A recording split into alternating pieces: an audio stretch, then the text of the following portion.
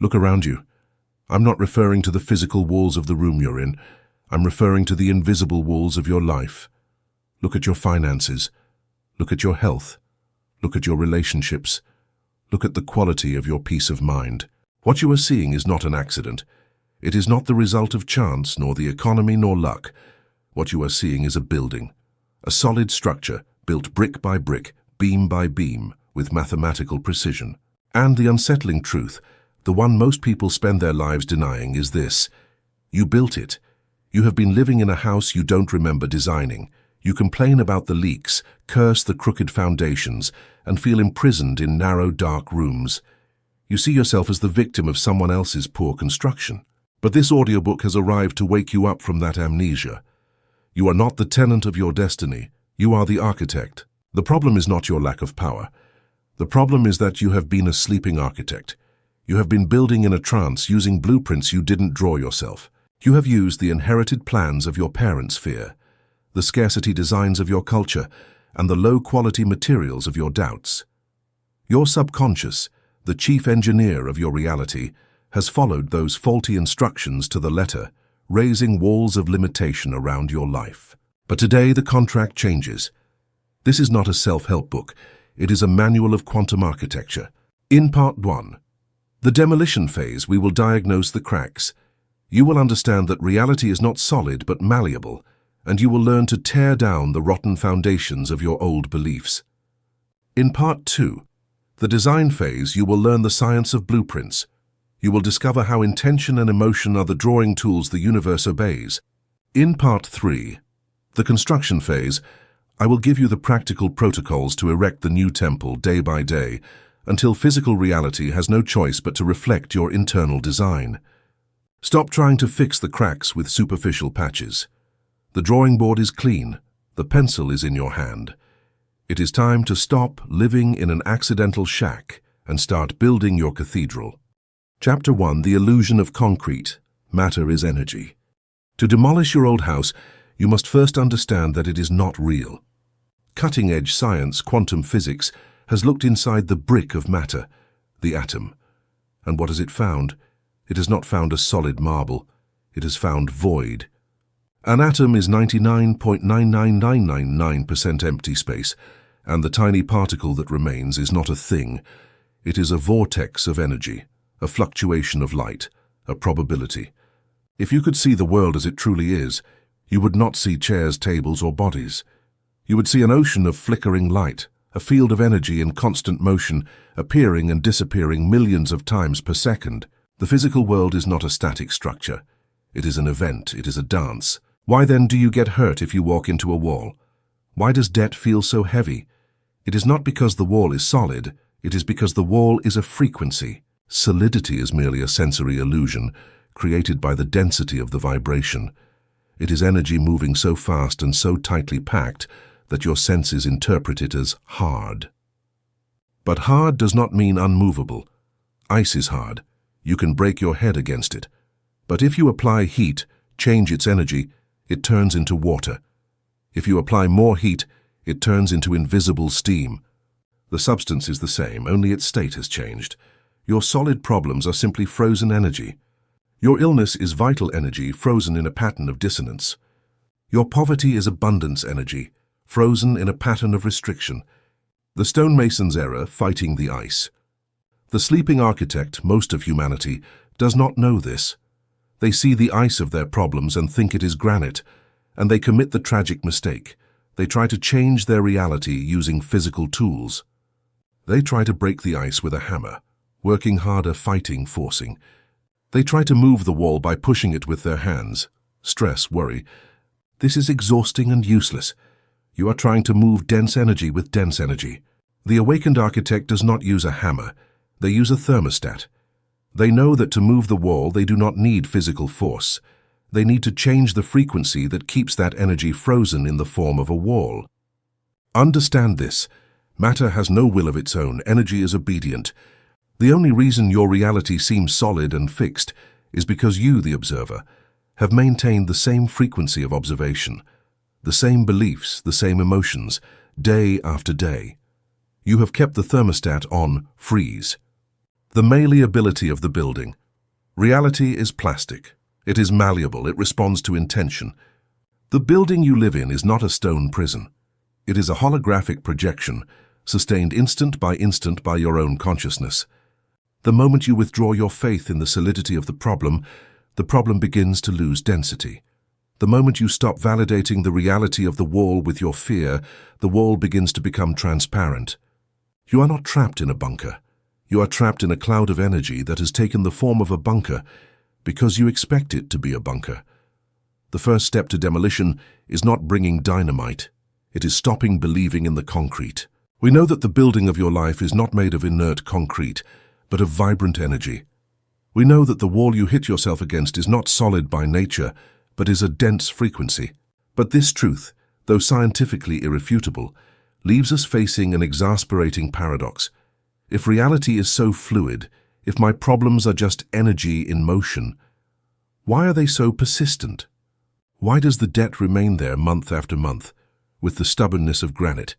Why does the illness return to the same organ over and over, as if it had a memory? Why, if the universe is an ocean of possibilities, do you seem to always be living on the same desert island? If energy is free to take any form, what is forcing it to maintain the shape of your suffering? The answer is the second law of demolition. Energy is free, yes, but you, the architect, have trapped it in a mold. And that mold is not made of steel. It is made of something much stronger. It is made of your attention. To understand how you solidify your own prison, we must look at the strangest and most powerful law of quantum physics, the observer effect. At the subatomic level, particles, the bricks of reality, do not exist as fixed things. They exist as waves of probability. A particle can be at point A, at point B, or both at once. It is in a state of flux, of pure potential. It has not decided what to be. But the moment a consciousness, an observer, looks at it, the wave collapses. The particle freezes. It stops being an infinite possibility and becomes a finite, localized thing. It solidifies in the exact place where the observer expected to see it. The architect's gaze is the cement. This means that you are not a passive witness to your building. Your gaze is not neutral. Your attention is a ray of energy that freezes what it touches. When you look at your problem, when you focus on it, when you talk about it, when you worry about it, you are not merely observing a pre-existing reality. You are performing an active act of quantum construction. You are taking the fluid energy of the universe and collapsing it over and over into the same rigid form of the problem. The reason your debt seems solid is because you observe it every day. You measure it, you calculate it, you fear it. Your constant attention acts as a quick-drying glue that keeps the debt structure standing. You are renewing the lease contract of your suffering with every worried glance. The confirmation loop, the maintenance trap. This is where the sleeping architect becomes the slave of their own work. You enter a confirmation loop. 1. The observation, the collapse. You look at your current reality, the wall of scarcity. By looking at it with fear, you collapse the quantum energy into that form. 2. The solidification. Reality obeys and shows itself as solid. Scarcity manifests. 3. The confirmation. Your senses, the veil, see the scarcity and tell your mind, see, it's real, it's solid, there's no way out. 4. The re-observation. Believing it is real, you dedicate even more attention to it. You worry more, and by doing so, you pour more cement onto the wall. It is a perfect cycle of self-imprisonment. You are using your divine power of creation to recreate the same limitation second by second. Physics speaks of the quantum Zeno effect. An unstable system, like a radioactive atom or a problem in your life, cannot change while it is being continuously observed. Continuous observation freezes the evolution of the system. As long as you remain obsessed with the crack in the wall, the crack cannot repair itself. Your gaze keeps it open. The tyranny of expectation, the invisible mold. But it's not just looking, it's how you look. Attention is the cement, but expectation is the mold. When you wake up in the morning and think about your day, you are not observing the future. You are molding it. Your subconscious mind, the chief engineer, is waiting for instructions.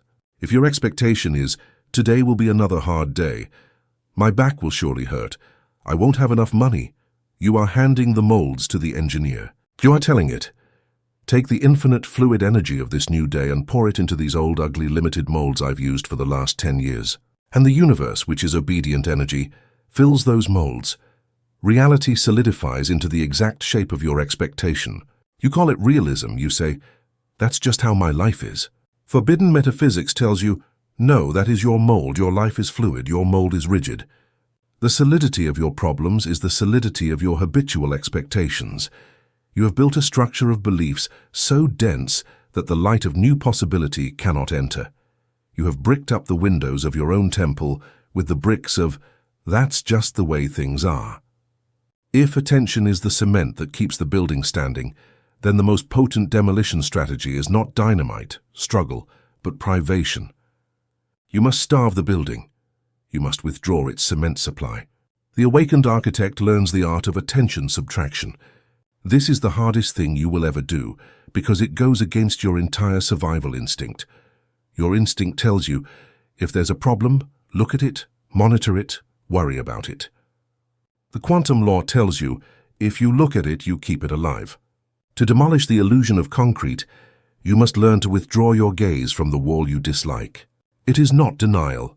It is not saying the wall isn't there. It is saying this wall is old, frozen energy. If I stop observing it, if I stop feeding it with my fear and my expectation, it will lose its cohesion. It will become unstable, and eventually, it will dissolve. You must learn to look through the wall. You must focus your attention, not on the structure that is, the present, but on the structure you desire, the virtual blueprint. When you look at your empty bank account, withdraw attention from the zero and place it on the vision of the provision.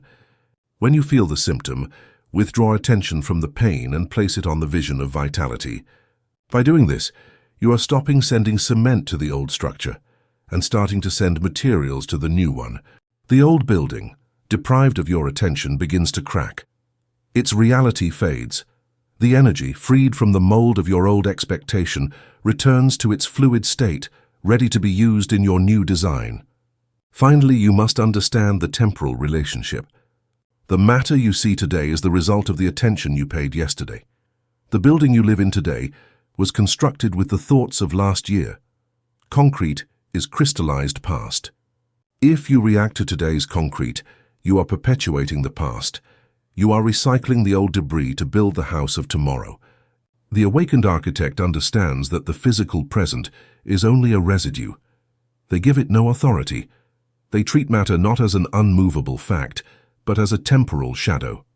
They know that the true reality, the true structure, is happening right now in their mind on the blueprint level. Chapter 2. The Rotten Foundations, Inherited Beliefs. To understand the structure of your life, we must go down to the basement. We must excavate the darkness of your history. When you arrived in this world, your mind was not an empty plot waiting to be built upon. It was an active construction site. From the moment of your conception until the age of 7, your brain did not operate on the logical, analytical frequency you use now. It operated on delta and theta waves. This is a state of pure hypnosis. It is direct download mode. In that state, you had no filters, you had no security engineer to reject faulty blueprints. You were an information sponge. And during those formative years, the original architects of your life, your parents, your caregivers, your culture, your religion, poured the concrete of your foundations. They did not do it out of malice. They did it with the only raw material they had: their own fears, their own limitations, their own unhealed wounds. If your parents feared money, they poured the foundation of scarcity. Money is hard to come by, rich people are bad, there isn't enough for everyone. If your parents lived in conflict, they poured the foundation of distrust. Love hurts, you can't trust anyone, you are alone. If you were criticized or ignored, the most toxic foundation of all was poured: unworthiness. I am not enough. There is something wrong with me. I don't deserve to take up space. These were not fleeting comments. They were structural instructions. They became the concrete slab upon which you have attempted to build the rest of your life. You did not choose these foundations, but you live on them. This is where the tragedy of the sleeping architect becomes evident. You grow up. You become an adult.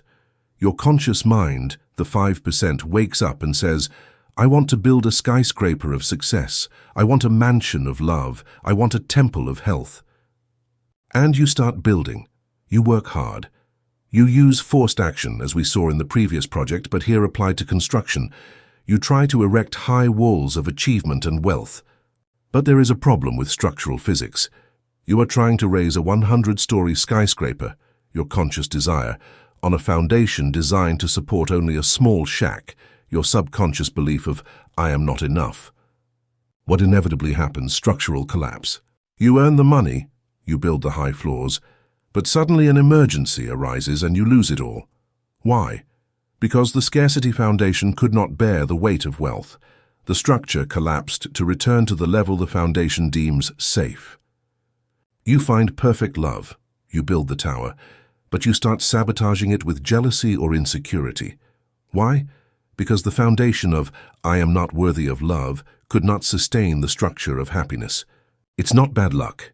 It is physics. You cannot build beyond what your foundations can support. Your financial glass ceiling, your repetitive relationship patterns, your fluctuating health are simply the load limits of the rotten foundations you inherited. Your life is not a reflection of your potential. It is a reflection of your structural programming. Why is it so hard to break these foundations? Why, even when we know intellectually that money is good, do we still feel a knot in our stomach when getting paid? Because the cement that binds these foundations is not just information. It is love, or more precisely, a distorted form of love called loyalty to the clan. For a child, survival depends on belonging to the tribe, the family.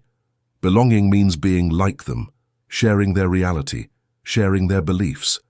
If your tribe believes that life is hard, then for your primitive brain, believing that life is easy is an act of betrayal. It is risking exile. Unconsciously, you maintain the rotten foundations because you believe they are the bond that connects you to your ancestors. If I become rich, I will no longer be one of them. If I am happier than my mother, I will be betraying her. This invisible loyalty is the hardener of the cement. It makes the foundations incredibly resistant to change. You prefer to live in a family ruin than to build a solitary palace. The sleeping architect protects the rotten structure because they believe that structure is their identity and their security. The false identity. The building is not you. The crucial step in the diagnosis is dissociation. You must realize that you are not the building. You are the architect. And more importantly, you must realize that the foundations are not your truth. They are borrowed materials. Those voices in your head that say you can't, it's dangerous, you don't deserve it, are not your voice. They are recordings. They are echoes of a time when you were too small to defend yourself. They are your grandmother's fears, your father's frustrations, your school teacher's limitations, solidified in your psyche. You have been living in a house haunted by the ghosts of other people's beliefs. You have been calling my personality what is in reality a set of inherited defense mechanisms. Demolition begins the day you look at the foundations of your life, your deepest fears, your most rigid limits, and say with absolute clarity, this is not mine. This was installed here without my permission. The building of your life shakes not because of a lack of new materials, opportunities, but because of the failure of the old materials, beliefs, that lie buried in the darkness of your subconscious. But here we encounter the technical problem of demolition. You cannot demolish what you cannot see. Your foundations are by definition subconscious. They are underground. You're not aware of your belief in scarcity while drinking your morning coffee. You're only aware of the anxiety it produces. You're not aware of your belief in unworthiness while talking to your boss. You are only aware of your inability to ask for a raise. The foundation is invisible. Only the crack in the wall is visible. To locate the rotten structure, we need a high-precision diagnostic tool. We need a system of inverse engineering. The tool the quantum architect uses to see underground is called the law of the inverse mirror. The law of the inverse mirror. Diagnosis by cracks. The untrained mind looks at a crack in the wall of their life, a debt, a breakup, an illness, and tries to patch it with superficial plaster. It says, the problem is the crack. I need more money to cover this hole. The architect knows that the crack is not the problem. The crack is the symptom. The crack is the arrow that points downwards, to the exact place where the foundation has given way. The law of the inverse mirror dictates, the external limitation is the geometrical proof of the internal belief. You don't have to do 20 years of psychoanalysis to find your blocks. You just have to look at the structure of your life. Your physical reality is a perfect topographical map of your mental subsoil. We are going to perform an excavation in 3 master areas, using the visible cracks to find the 3 great rotten foundations that sustain the architecture of human suffering. Excavation 1, the scarcity crack, the survival foundation. Look at your finances. Don't look at the numbers, look at the pattern. Do you have a glass ceiling? Do you earn money and then an emergency arises that takes it away? Do you feel a knot in your stomach every time you spend, even if you have enough? Do you work to exhaustion, but the result is disproportionately low? These are the visible cracks. Now follow the crack downwards. What structural belief must exist to sustain that reality? If you dig deep enough, you will find the survival foundation. It is a concrete slab poured probably by your grandparents or by your country's history, which says the world is a hostile place and resources are limited. This belief is the load-bearing structure of your economy.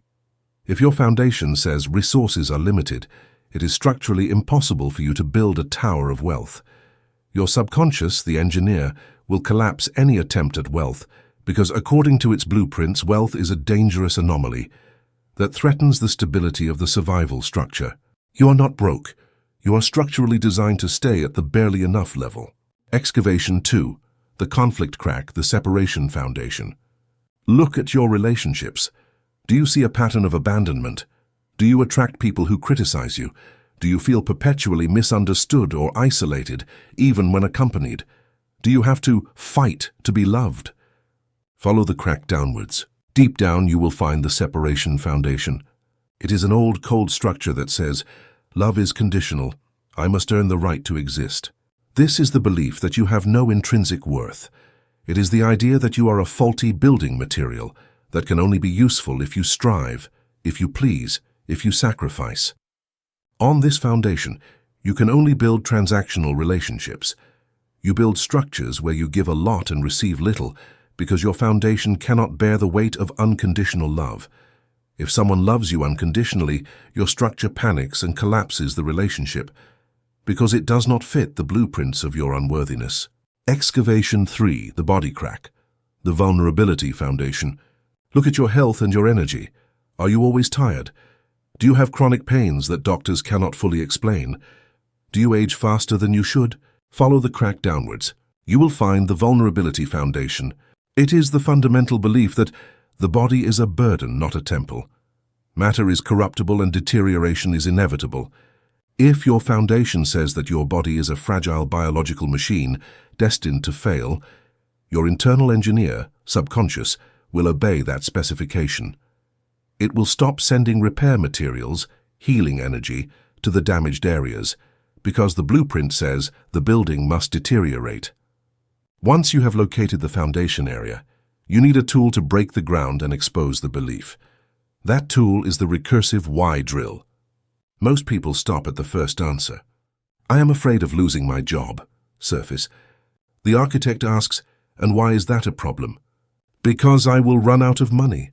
Layer 1. And why is that a problem? Because I won't be able to eat or pay for my house. Layer 2. And why is that a problem? This is where the logical mind resists because it seems obvious, but you must keep drilling. Because I will die or end up on the street. Layer 3. And what does that mean about you or the universe? It means that I am alone and the universe will not sustain me. Bingo, you have hit bedrock. You have found the rotten foundation. The fear was not losing the job. The fear was the structural belief that I am not sustained, I am separate from the source. That is the foundation twisting the entire building of your professional life. As long as that slab of belief is there, no job will give you security, because the insecurity is structural. Now that you have exposed the rotten foundation, you face the most dangerous moment of the demolition. Your instinct will not be to fix it. Your instinct will be to cover it up quickly again. You will feel visceral panic. Why? Because even if the foundation is rotten, it is what has kept your house standing until now. Your ego, that part of you that seeks security above all else, prefers to live in a crooked, dangerous building than to face the terror of having no building at all. Removing a foundation implies a risk of temporary collapse. It implies a moment of void, where you do not know who you are if you are not the struggler or the victim. The ego will shout at you, "Don't touch that, it's all we have.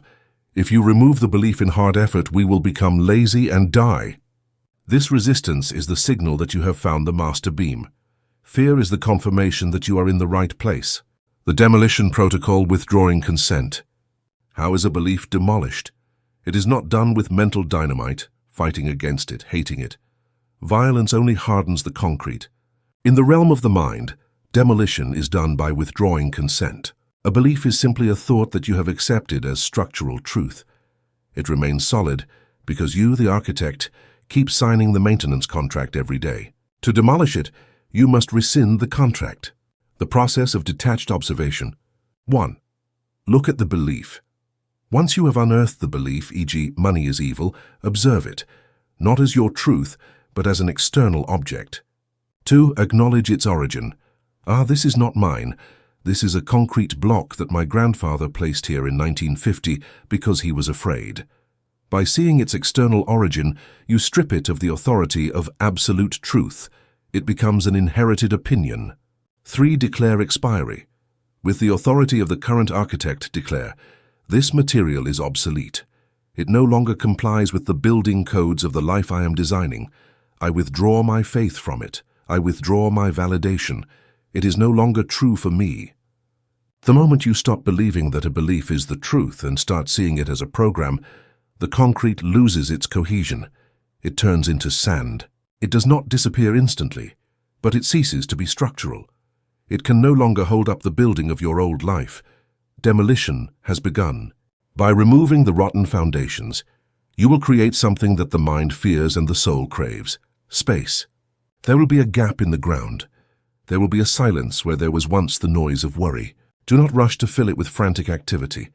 That gap is the sacred ground where the new foundations of gold and light will be poured. You have done the dirtiest, hardest work. You have gone down to the basement, used the why drill, and exposed the structural lies of your life. You have stopped being the tenant who complains about the cracks and have become the engineer who examines the subsoil. But there is a final problem in this diagnostic phase. You, the conscious architect, want to demolish and rebuild. But there is another entity on the worksite, the foreman, the chief engineer who directs the workers day by day. This engineer, your subconscious, is accustomed to the old blueprints. It has spent its entire life building scarcity and limitation, and when you arrive with your new demolition ideas, it rebels. The engineer is not evil. It is an automaton of habits. And to build the new building, you cannot fight it. You have to learn to give it new orders that it can understand and obey. You have to resolve the internal conflict. Chapter 3. The engineer's sabotage, the internal conflict.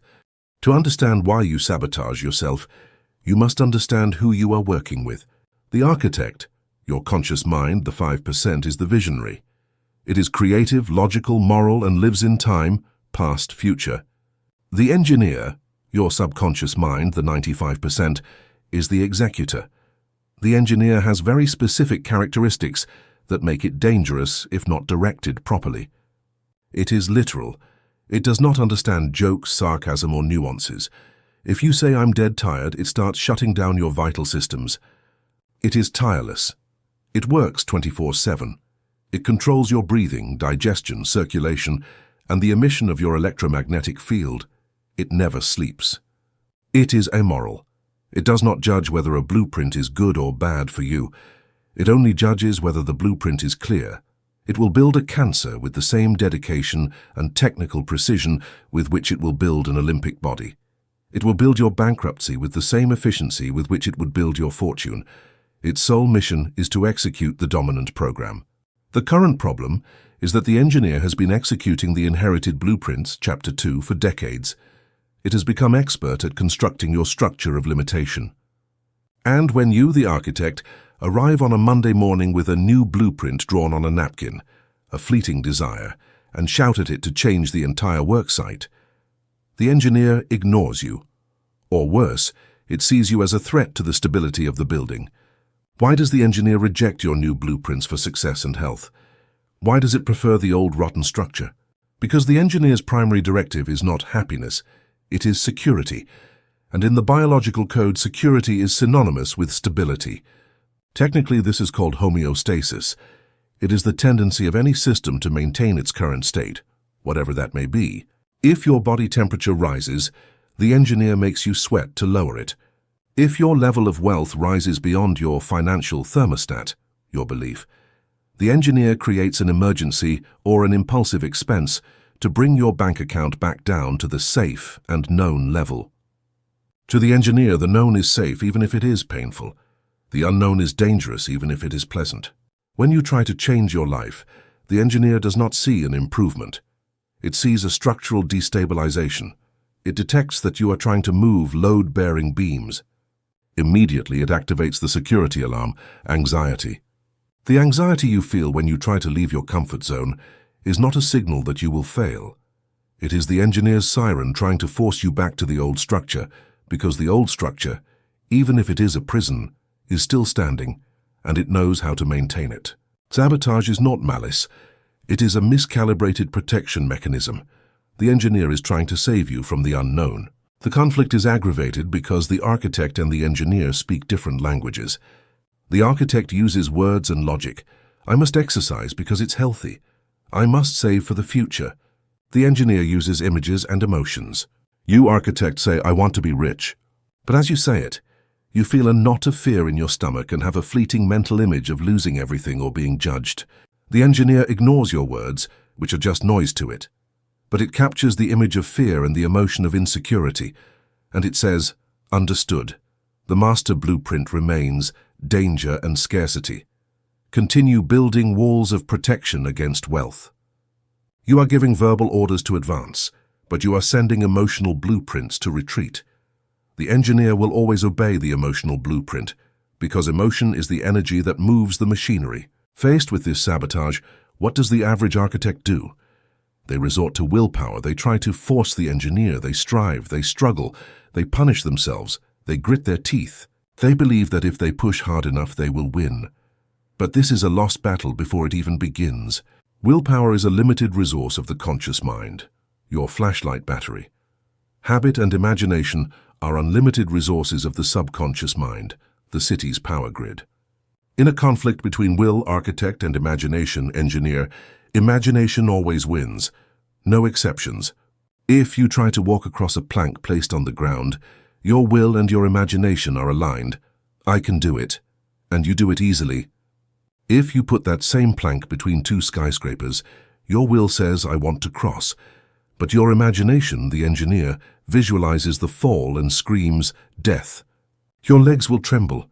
The engineer will paralyze your body.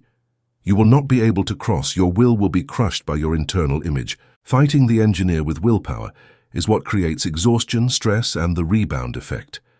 It is trying to knock down a wall by headbutting it. The wall wins. You end up broken. This law, discovered by pioneers of psychology and metaphysics, establishes an absolute mechanical principle. When will and imagination are in conflict, imagination invariably wins, and the force of will turns against itself. Let's analyze this under the lens of engineering. Imagine you are trapped in quicksand, a life situation you do not desire. Your will shouts, I want out, and your logical reaction is to struggle, move frantically, apply force. But the physics of quicksand dictates that the more you struggle, the more you sink. Your own effort is the force that buries you. Resistance creates suction. The same thing happens in the mind. If you suffer from insomnia, your will says, I must sleep. But your imagination, the engineer, fears not sleeping. The harder you try to sleep, the more awake you are. The effort of will creates tension, and tension is the opposite of sleep. If you want to remember a forgotten name, the harder you try to remember it, the more it hides. Only when you release the effort does the name appear. In the construction of your reality, effort is a signal of belief in difficulty. If you have to make a titanic effort to believe you are prosperous, it is because your engineer is holding the image of poverty. And by applying force, you are validating the engineer's resistance. You are confirming that poverty is a real and powerful monster that must be fought. Effort is the proof of doubt. The one who knows they are rich does not strive to feel rich, they are. The one who knows they are healthy does not fight to heal. They rest in their health. The engineer reads your effort as a confirmation of danger. If the architect is struggling so much, we must be under threat. Reinforce the walls, raise the cortisol. Your struggle to change is what prevents change. If force creates resistance, the solution is non-resistance. This does not mean passivity or resignation. It means efficiency. It means stopping using a hammer to tighten a screw. The awakened architect does not fight the engineer. They seduce it.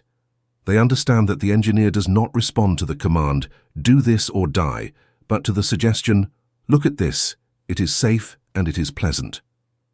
To implant a new blueprint without activating the homeostasis alarm, you must learn to operate in low-friction mode. You must present the new blueprints in such a way that the engineer does not perceive them as a threat to security, but as a security enhancement. This requires a radical change in your focus. You must stop trying to defeat your fears and start ignoring your fears to focus on the new construction. In engineering, if you find an old rusty pipe, you don't spend 10 years fighting with the rust. You simply install a new pipe next to it and divert the water. The old pipe without flow becomes irrelevant. The core of the sabotage is the engineer's definition of security. Currently, its code says, security, SaaS, the known, even if it is misery. Your mission is to rewrite that line of code.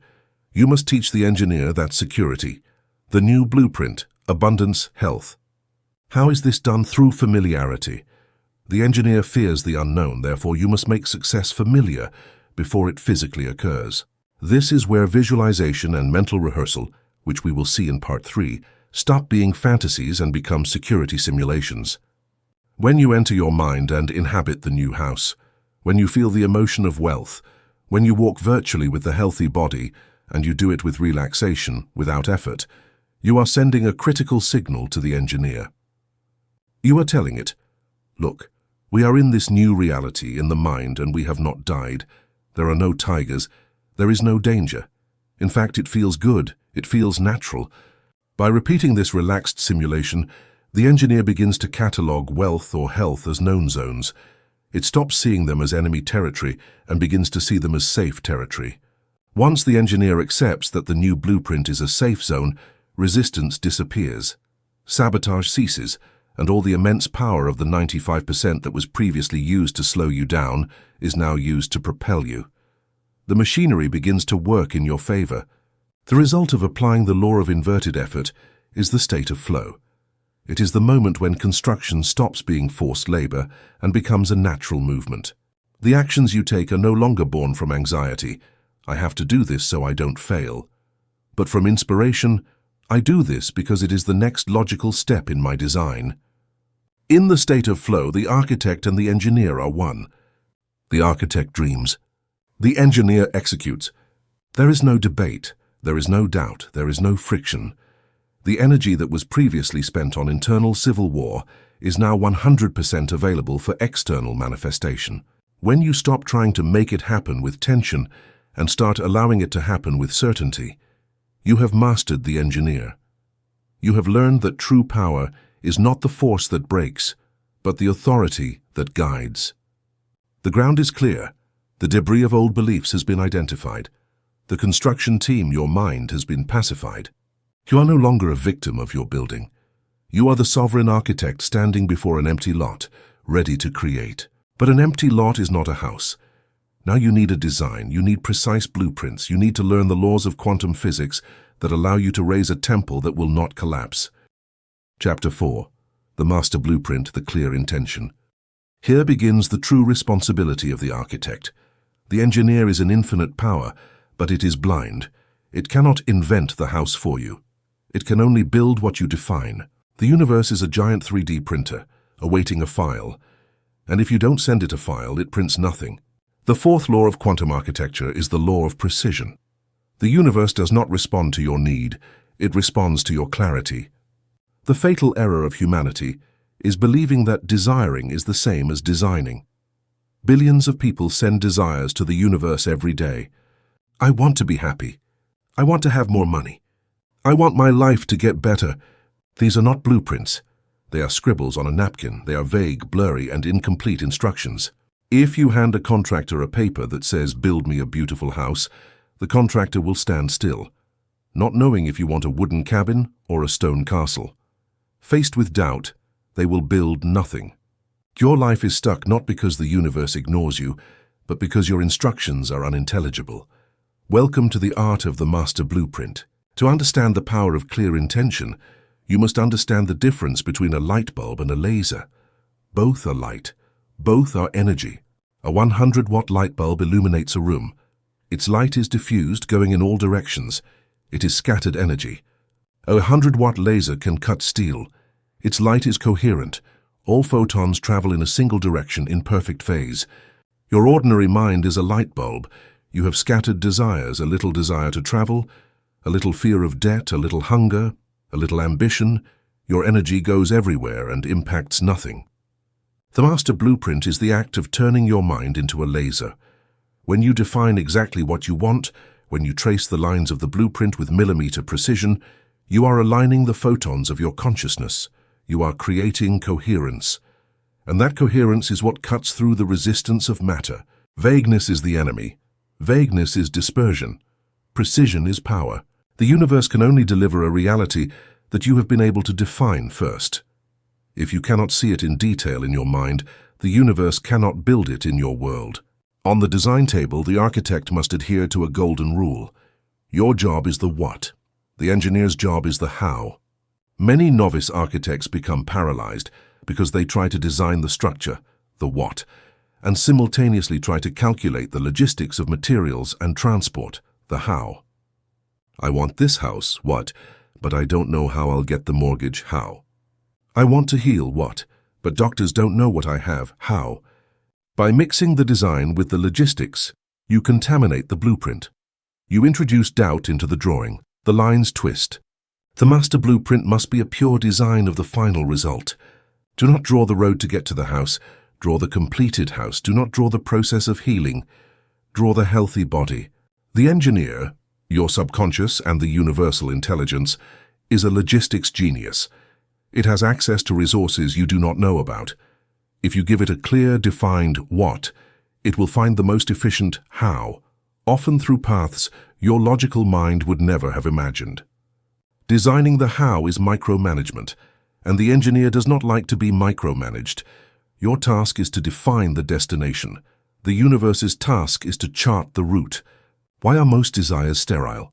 Because they are reactive. Most people design their blueprints based on what they dislike about their current house. I don't want to be fat. I don't want to be in debt. I don't want to be alone.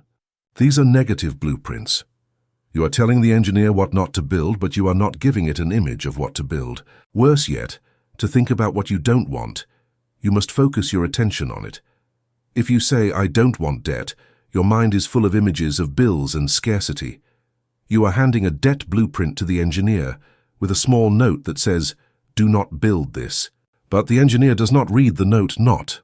It only sees the blueprint, and it builds more debt. The master blueprint is always a positive design. It is an image of what you desire to create, regardless of what currently exists. It is an act of pure creation, not repair. The universe does not respond to your need, it responds to your clarity.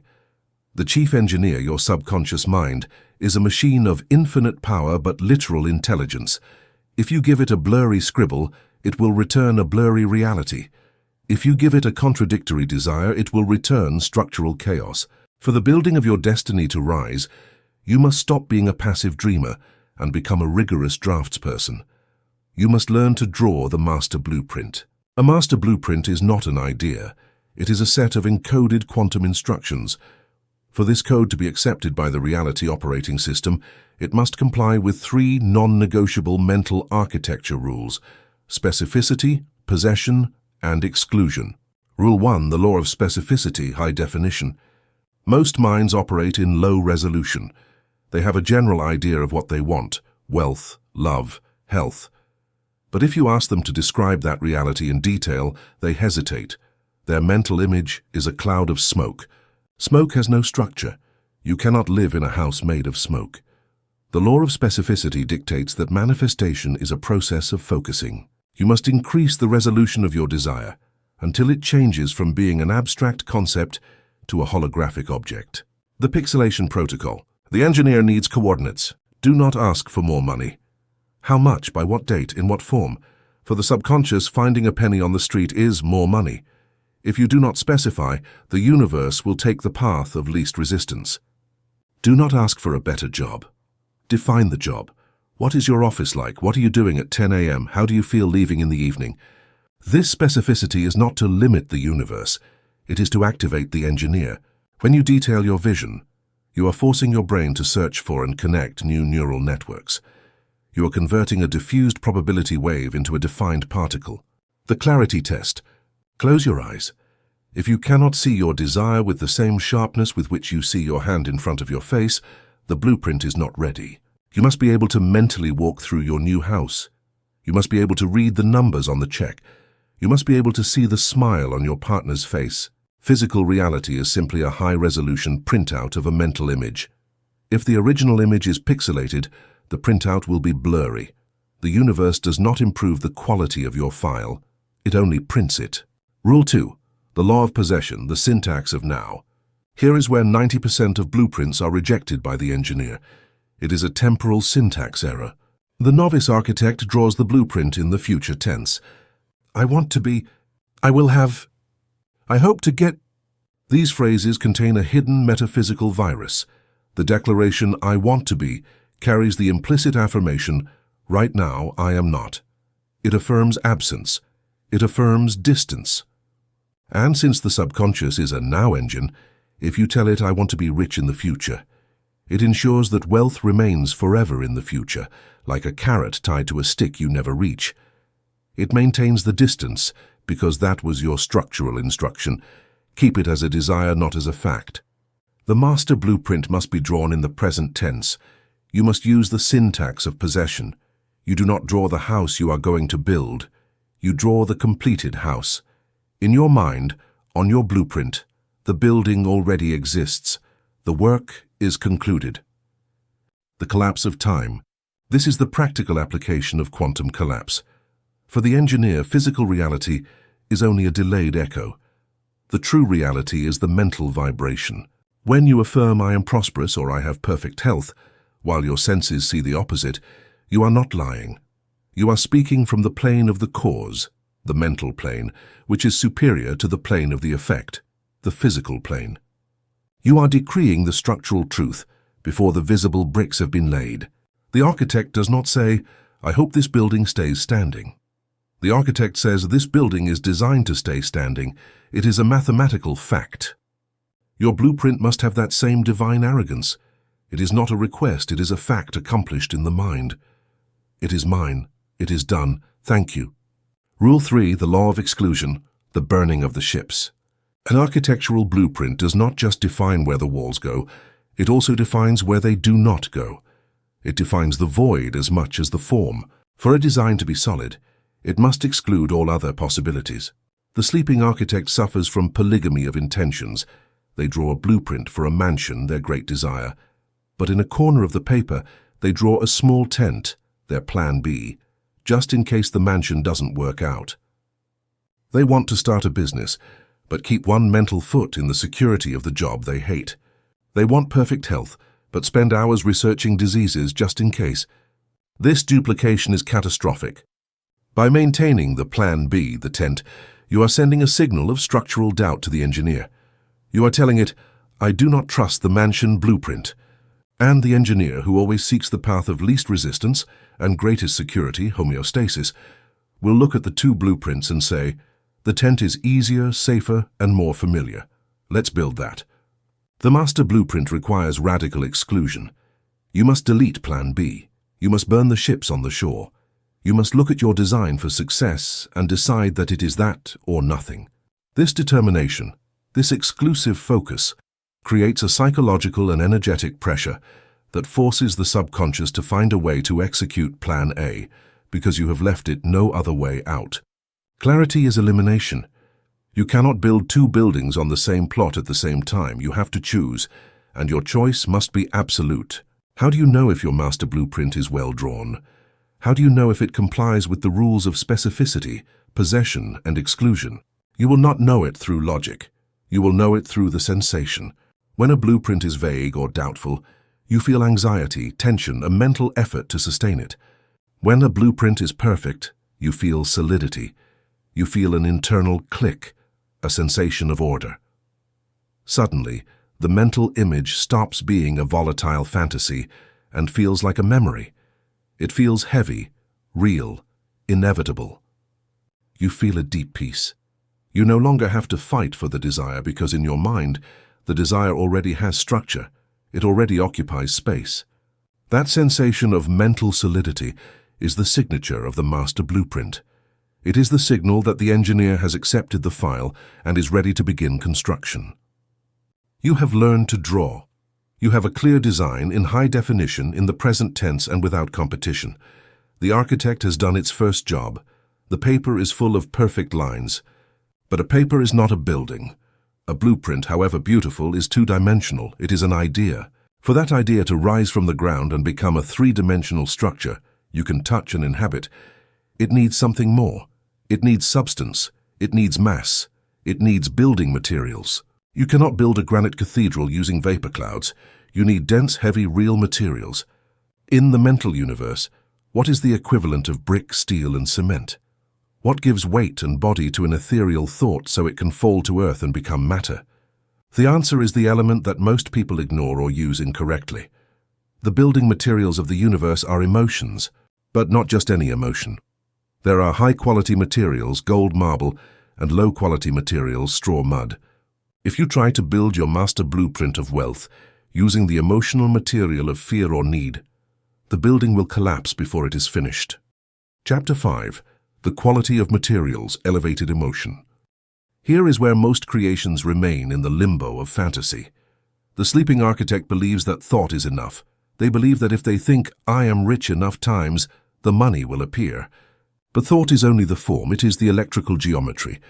It is a wire frame without flesh. For a thought to gain the necessary density to become a physical object, a house, a healthy body, an event, it needs mass. It needs vibrational weight. The fifth law of quantum architecture states, thought defines the form, but emotion supplies the substance. Your emotions are not passive reactions to the world. They are the bricks of your reality. They are packets of condensed energy. Emotion comes from the Latin emovere, meaning energy in motion. It is the force that takes the ethereal blueprint and charges it with enough density so that the gravity of the earth can grab it and manifest it. Without emotion, your blueprint is a ghost. With emotion, your blueprint is a building. But here the danger arises. Not all emotions are equal. There are high-quality building materials and there are toxic waste materials. And you have been building your life with trash without realizing it. To be a good builder, you must become an expert in materials. You must learn to distinguish between mud and vibrational marble. In the quantum construction market, the quality of the material is measured by its frequency. So imagine you want to build a temple of wealth, your master blueprint. The design is beautiful. But when you go to the warehouse of your habitual emotions to look for materials, what do you find? You find tons of anxiety, mud. You find beams of need, rotten wood. You find sacks of envy, defective cement. If you force the engineer to build your temple of wealth using these materials, what happens? The engineer will obey. It will raise the walls according to your blueprint, but the walls will be made of anxiety and need. At the first wind of crisis, the structure will collapse. Or worse, it will remain standing, but living inside it will be a nightmare. You will have the money, but you will feel miserable, insecure, and trapped. The law of material correspondence. You cannot build a high-frequency reality, health, love, freedom, using low-frequency materials, fear, doubt, attachment. It is a structural impossibility. The material must match the design. If your blueprint is freedom, your material must be peace or joy. If you try to build freedom using struggle, dense material, you will end up building a prison, not a palace. Let's inspect humanity's inventory. Most people build with survival materials, and that is why their lives are temporary shelters that fall apart. 1. Low-quality materials, the collapse structure. These are the materials of the sleeping architect. They are dense, heavy, and fragile. Fear and worry, loose sand. It is the most common material. You try to build security by worrying, but fear has no cohesion. A structure made of fear constantly crumbles, forcing you to rebuild it every day. It is the life of chronic stress. Need and lack, rotten wood. You say, I desperately need this. Need is a void, not a brick. Building on need is building on emptiness. The structure implodes. The more you need something, the more unstable your construction is. Anger and frustration, flammable materials. They are potent energies, yes, but they are volatile. You can build fast with anger, forced action, but your building is highly flammable. Any spark burns it down. Thus, medium quality materials, the resistance structure. This is where the successful but unhappy people live. Willpower and effort, rigid concrete. It is a hard, resistant material. You can build skyscrapers with it, but it is cold, grey, and rigid. If there is an earthquake, a life change, it does not bend, it breaks. It is the life of sacrifice and discipline without joy. Pride and ambition, cold steel, shiny and strong but isolating, builds fortresses, not homes. 3. High-quality materials, the eternal structure. These are the forbidden materials, the materials of the master. They are light but indestructible. They are translucent but solid. Gratitude, solid gold. It is the material densest in value and highest in frequency. Gratitude affirms that the work is already done. Building with gratitude is building with certainty. Joy and enthusiasm, quartz crystal. Enthusiasm, entheos, God within, is pure energy. It is transparent. It allows light to pass through. A life built with joy repairs itself. Love and peace, solidified light, the ultimate material. Love is the cohesive force of the universe. A building made of love does not require maintenance because it is aligned with the structure of the cosmos itself. The great fraud that has been sold to you is that you can obtain the high-quality materials after the building is finished. When I finish the house, get the money, then I will bring in the furniture of happiness. When I am cured, then I will use the paint of gratitude. This is inverse engineering and it is impossible. The building is the material. If you build with suffering bricks to reach happiness, in the end you will have a house made of suffering. You cannot enter it and expect to feel happy. The walls will radiate the vibration with which they were made. The quantum architect understands that they must obtain the material first. They must generate the elevated emotion, the gold, the crystal, in their internal laboratory before laying the first stone in the physical world. They must feel the wealth before seeing the money. They must feel the health before seeing the cure, because that feeling is the physical substance of the future reality. Most people believe emotions are reactions. Something good happens, I feel good. Forbidden metaphysics teaches that emotions are generations. I generate the feeling of good. Something good happens. Your body is a chemical and vibrational reactor, capable of producing any material you need instantly. You can generate adrenaline, fear, by thinking about a tiger. You can generate oxytocin and dopamine, love and joy, by thinking about a miracle. The master architect does not wait for the truck of gold bricks, good luck, to arrive. They enter their internal factory, their heart and mind, and manufacture the gold. How? Through voluntary frequency elevation. This is not faking it. Faking it is putting a layer of gold paint over a mud brick, smiling while depressed. Synthesizing is changing the molecular structure. It is using your memory, your imagination, and your physiology to change your actual vibrational state before you start building. The fuel for rapid construction. Why is elevated emotion so vital? Because in the quantum universe, emotion is a particle accelerator. A dense emotion, fear, sadness, is slow. Matter takes a long time to move, construction is heavy and delayed. An elevated emotion, gratitude, passion, bliss, is fast. It vibrates at a speed close to light. When you charge your master blueprint with a very high-frequency emotion, you are densifying reality at a dizzying speed. Gratitude is the quick-drying glue of the universe. Love is the magnetism that attracts resources effortlessly. If you want to build quickly, you must build with joy. Struggle slows the work down, flow accelerates it. The chief engineer, your subconscious, has a very strict quality control scanner. It is called Coherence. Before accepting a material for construction, it scans whether the material, emotion, matches the blueprint, thought. Scenario A in Coherence. Blueprint.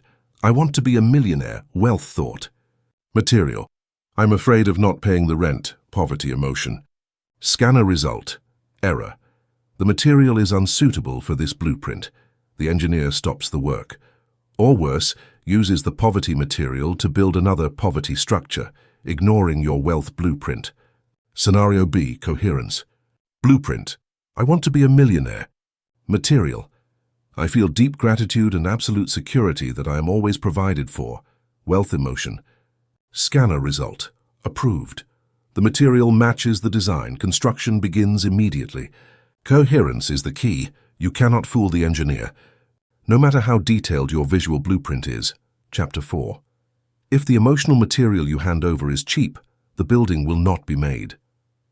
Your main job during the day is not to think about your desire, but to manage the quality of your emotion.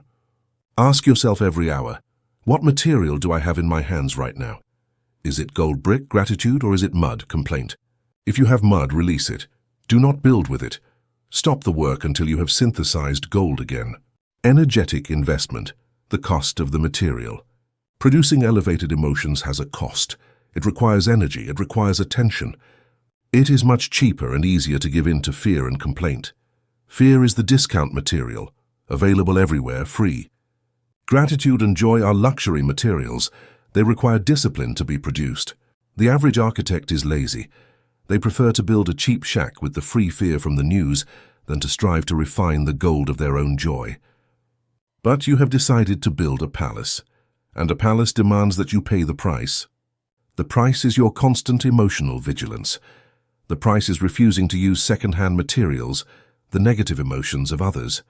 The price is the fanatical insistence on feeling good, feeling prosperous, feeling healthy, without any external reason to justify it.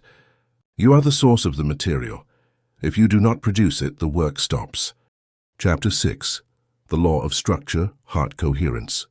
To understand the structure of your reality, you must stop seeing yourself as a body of flesh and start seeing yourself as a field generator. Science has confirmed what the ancients knew. You live within a toroidal energy field, shaped like a donut, that extends several meters from your body. This field is your transmission to the universe. It is the holographic blueprint on which the physical world organizes itself. This field has two power sources. The brain, the electric pole. Your brain emits electrical signals. It is the antenna that sends the information. It defines the form, the design, the intention. It is the blueprint. The heart, the magnetic pole. Your heart is the most powerful generator in the body. Its electrical field is 60 times stronger than the brain's, and its magnetic field is up to 5,000 times stronger. It is the engine that attracts. It defines the weight, the substance, the attraction. The reality equation. Reality electric information. Thoughts a magnetic attraction. Emotion. This union creates the electromagnetic signature, and this signature is the only instruction the quantum field obeys. This is where we diagnose the failure of your life. Most people live in a state of incoherence. Their two engines are spinning in opposite directions. The brain says, I want to be rich. It sends an electrical signal of wealth. The heart feels fear, insecurity, unworthiness. It sends a massive magnetic signal of scarcity. What happens in the field? A phenomenon of wave physics called destructive interference occurs. The electrical waves of your desire collide with the magnetic waves of your fear. They cancel each other out. The net result is zero, or more often, static noise. The chief engineer, your subconscious, receives this confused and chaotic signal. The architect says build, but the magnetic engine says destroy. Faced with doubt, and to protect the structure, the engineer stops the work. It maintains the status quo. Incoherence is why positive thinking doesn't work. You can think positively all day, brain, but if your heart is closed or afraid, your magnetic signal is negative. And since the magnetic field is 5,000 times stronger, the heart always wins. Fear eats intention. The tyranny of the chaotic heart. We must delve into the role of the heart. It is not just a blood pump, it is an emotional brain. The heart has its own intrinsic nervous system, the heart brain. It sends more information to the cranial brain than it receives from it. This means the heart is the general, the brain is the lieutenant. If your heart is beating in a rhythm of stress, frustration or anger, an incoherent, jagged rhythm, it sends an emergency signal to the brain. The brain, receiving this chaos signal from the heart, shuts down its higher creative functions, the frontal lobes, and enters survival mode. In this state, it is biologically impossible to maintain a clear vision of the future. The architect becomes stupid. They forget the blueprint. They can only think about surviving the immediate danger. That's why when you are stressed, incoherent heart, you cannot manifest. Your internal structure has collapsed. You are in defense mode, not construction mode. Trying to visualize your future while your heart is in chaos is like trying to build a house of cards during an earthquake. The foundation moves. Nothing holds up. The law of structure, coherence. The solution, the secret of the great reality builders, is heart coherence. Coherence is the state in which the brain waves and the heart waves synchronize. They enter phase. The peaks of one coincide with the peaks of the other. Instead of canceling each other out, destructive interference, they add up and amplify constructive interference. A laser is created. The brain says perfect health. The heart feels gratitude for health. Result: a unified, potent and clear electromagnetic signal transmitted to the quantum field with a 5,000-watt power. In this state, resistance disappears. The engineer receives a crystalline order, backed by irresistible magnetic power. Construction not only begins, it accelerates. The building rises almost effortlessly because the internal structure is solid. To align the structure, you need a mechanical tool, a physical lever that connects the voluntary nervous system, what you control, with the autonomic nervous system, what controls you. That lever exists. It is the only cable that connects the architect's attic with the engineer's engine room. That lever is your breath. The data cable, the vagus nerve and breathing. To operate the machinery, you must know the wiring. The brain and heart are connected by an information highway called the vagus nerve. This nerve is the conductor of the biological orchestra. It dictates whether the body is in defense mode, construction halted, or growth mode, construction active. Most people have this cable transmitting constant static. Their breathing is short, erratic, and shallow.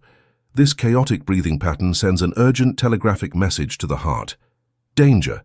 The rhythm must be irregular to prepare for flight. The heart obeys, its magnetic field becomes incoherent, and the frontal lobe of the brain, the architect's seat, shuts down. You become stupid and reactive. The work stops. But the awakened architect knows they can hack this signal. Breathing is the only body function that is both automatic and conscious. It is the bridge. By consciously changing the rhythm of your breathing, making it slow, deep, and regular, you are sending a physical counter-order through the vagus nerve. You are telling the heart, false, no danger. The environment is safe. Synchronize the engines. This is not a relaxation technique to feel better. It is a systems engineering protocol. You are mechanically forcing your biological oscillators to enter phase. The synchronization triad, the structure protocol. Heart coherence is not accidental. It is a state that is deliberately constructed. It requires the simultaneous alignment of three elements: attention, breath, and emotion. If one is missing, the structure does not hold up. 1. The focus shift exiting the tower. The first step is to leave the control tower, the head. The analytical mind is addicted to the problem. As long as your attention is in your brain, you will be analyzing the past or fearing the future. You must move your consciousness physically. You must descend the elevator of your spine and place your attention in the center of your chest. Where attention goes, energy flows. By focusing your mind on the heart, you are diverting the blood flow and neurological activity towards the magnetic engine. You are turning on the heart. 2. The biological metronome, rhythmic breathing. With attention in the chest, you activate the lever. You begin to breathe a little slower and deeper than normal. The ideal rhythm is about 5 seconds of inhalation and 5 seconds of exhalation. No pauses, no effort. A continuous flow. This specific rhythm, 0.1 Hz, is the resonance frequency of the human cardiovascular system. By breathing at this rate, you mechanically force the blood pressure waves to align with the heart rate waves. Chaos disappears. A perfect sine wave is created. The building stops shaking. The foundations stabilize. Third, the fuel injection, elevated emotion. This is where most fail. You can breathe perfectly and be focused, but if your heart still feels fear or emptiness, the coherence is incomplete. You have a stable but empty structure. You must inject the high-quality building material, Chapter 5. While breathing, you must deliberately activate an elevated emotion. Gratitude, appreciation, care, compassion. You don't have to have an external reason. Simply remember what gratitude feels like. This emotion is the magnetic signal. When the rhythmic wave of the breath carries the frequency of gratitude, the heart's electromagnetic field expands. It goes from being a small survival field to a massive creation torus. The zone state, structural integrity. When you manage to align these three elements, focus on the heart plus rhythmic breathing plus emotion of gratitude, the miracle of structural integrity occurs. You enter what athletes call the zone and mystics call the flow. 1. The silence of the critic. When the heart enters coherence, it sends a signal to the brain that synchronizes the brainwaves alpha. The saboteur engineer, the negative internal dialogue, falls silent. Doubt disappears. Why? Because doubt is a signal of incoherence. In a coherent state, doubt cannot physically exist. 2. The amplification of the signal. Now the architect, your intention for health or wealth, can speak, and this time the engineer listens. The signal is not fragmented, it is a laser beam. I want wealth. The thought travels on a carrier wave of gratitude, coherent feeling. The quantum field receives a clear, potent and unified signal. There is no interference. The universe's response, manifestation, accelerates drastically. 3. The structure shield. A building with structural integrity is resistant to earthquakes. A person in heart coherence is immune to external chaos.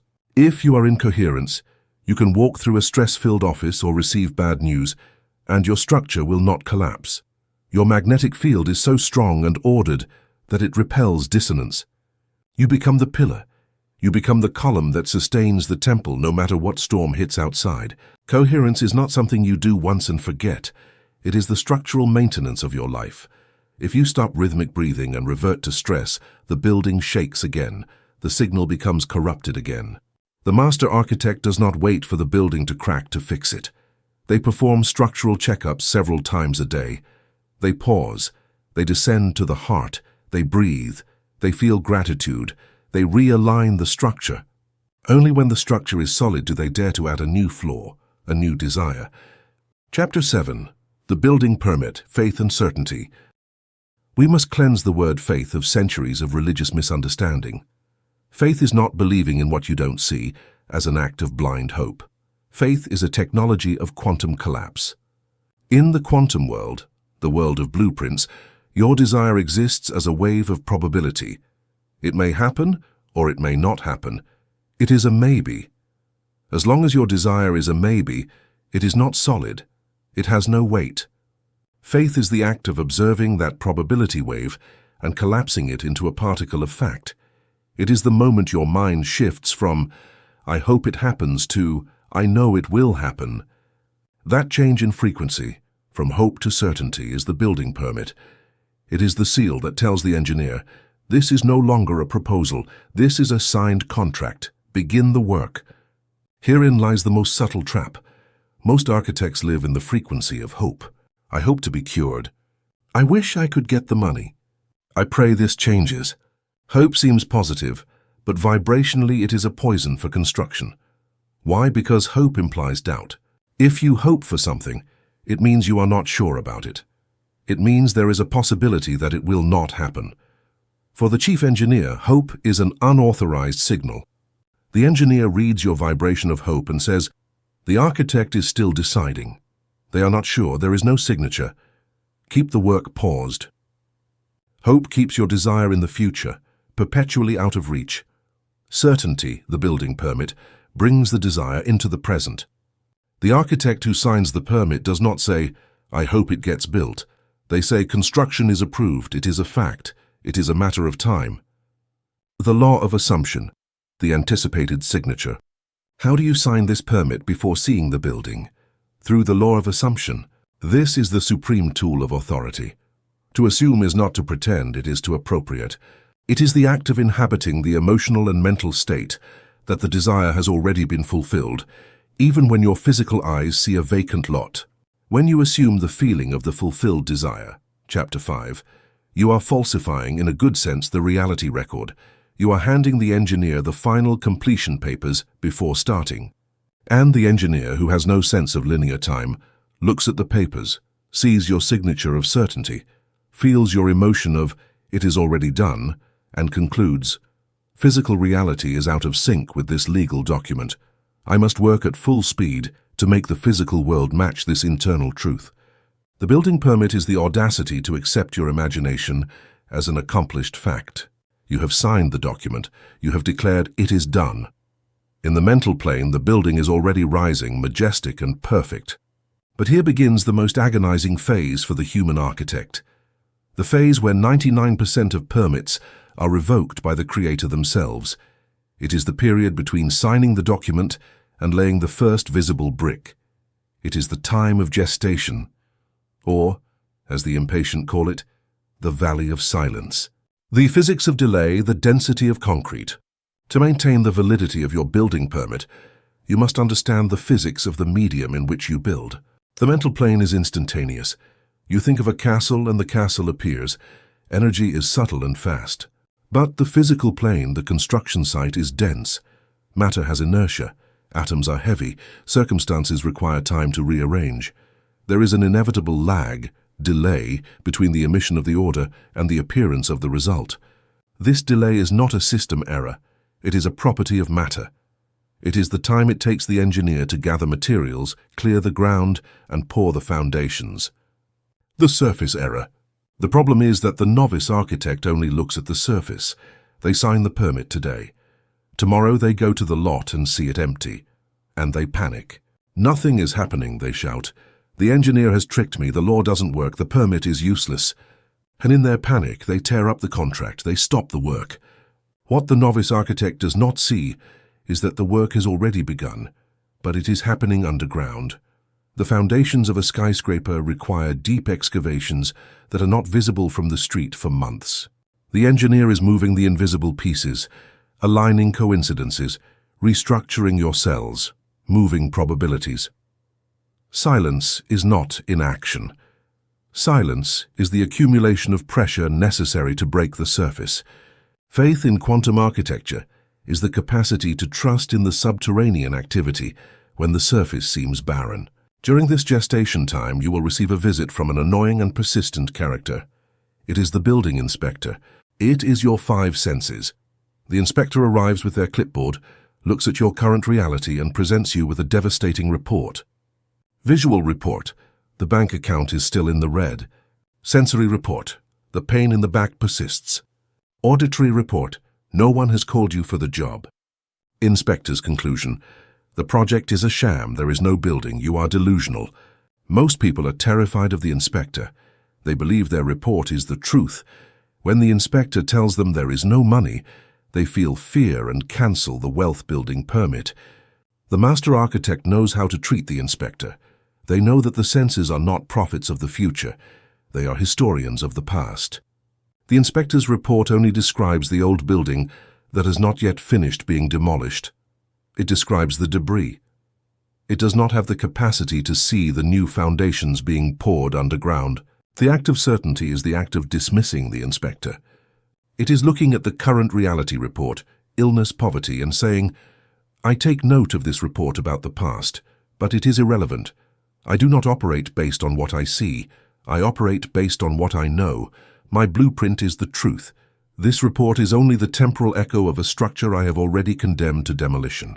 This denial of sensory evidence is the supreme act of power. It is not madness, it is hierarchy. The architect mind is above the inspector, matter. If you bow to the inspector, you become a slave to what already exists. If you ignore the inspector and maintain your faith in the blueprint, you become the creator of what will exist. If you have signed the permit and trust the engineer, what should you do while you wait?